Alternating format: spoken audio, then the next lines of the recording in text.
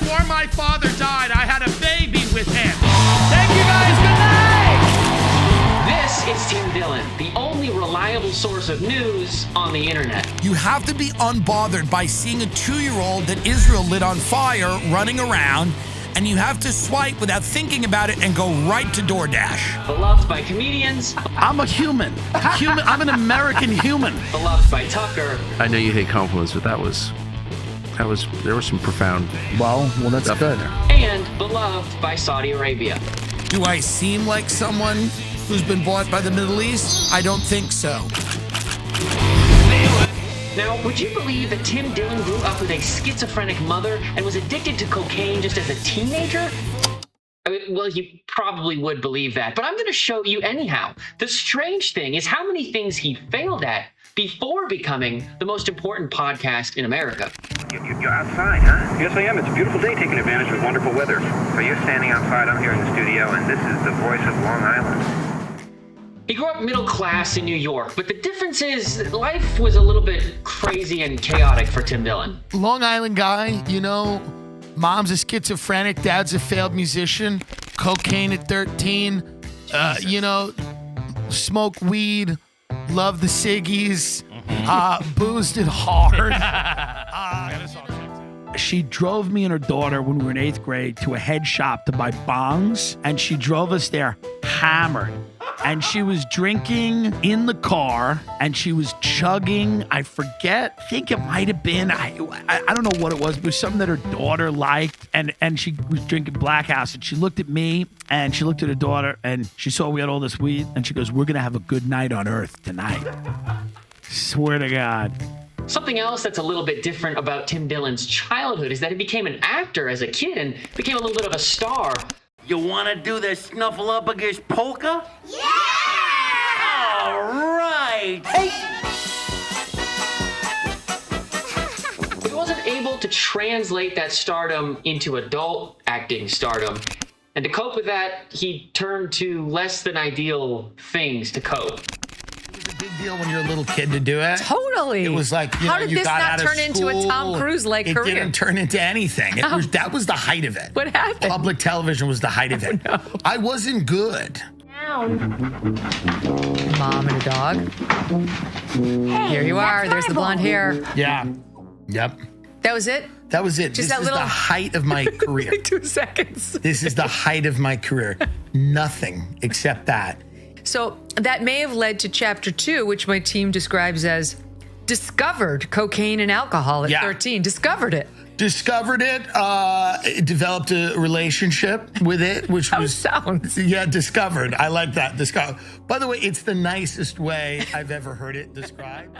He became a full-blown cocaine and alcohol addict all the way up until age 25. Now this is where a big turn in the story happens. He decided to get into mortgages in 2008, where there was a massive housing crisis. Let's go back. You're a mortgage broker in Long Island. I meet you in a diner, which is you call your office. The Imperial Diner in Freeport. Yeah, Absolutely phenomenal. Yeah, you go. We got to make it real. Yeah. So it's the Imperial Diner in Freeport on Merrick Road. Yeah, you say meet me at the office, and I hear you hang up. We'll spill hot coffee on you by mistake and look at you and go. Yeah. And when you tell me to meet you at your office, I hear the clang of a payphone when you hang up. Yeah. And so I meet you at your office. I come in. I say, hey, how you doing? Nice to meet you, Mr. Dillon.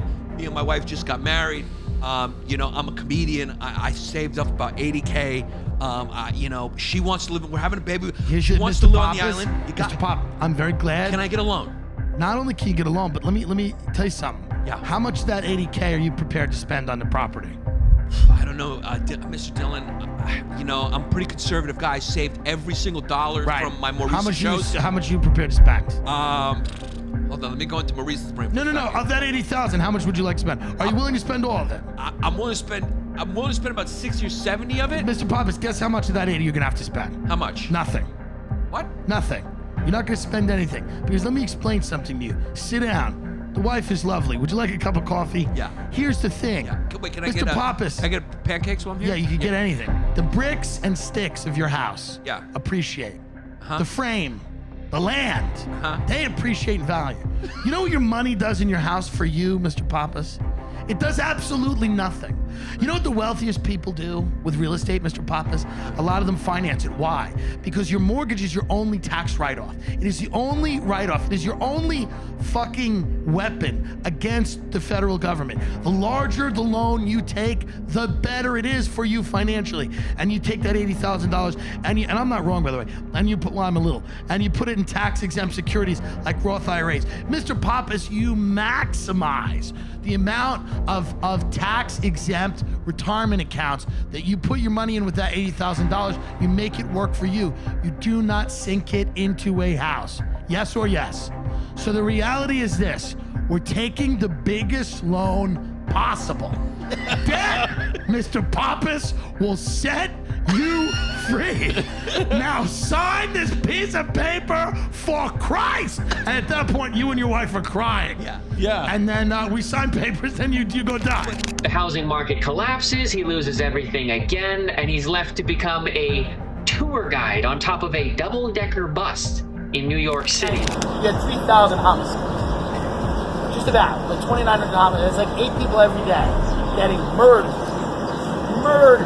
Now we have 365 homicides. It's like 1 a day. We can get a number of if we work, and we will.